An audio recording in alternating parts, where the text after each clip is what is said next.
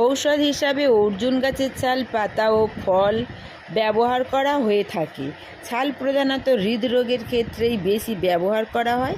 সরাসরি বুকের আরব বায়ুকে সরিয়ে দেবার ক্ষমতা রাখে বলে প্রাচীন বৈদ্যগণ হৃদরোগে অর্জুনের ব্যবহার করেছেন। গাছের পূর্ব দিকের ছালই হৃদযন্ত্রের ক্রিয়া বলিষ্ঠ করার পক্ষে অনুকূল। এর কারণ হলো পূর্ব দিকের বায়ুর তরলত্ব বেশি থাকে, তাই ওই ছালটা সূর্যতাপে বেশি সমৃদ্ধি হয়। গুণাগুণ বিচারে অর্জুন অত্যন্ত মূল্যবান গাছ।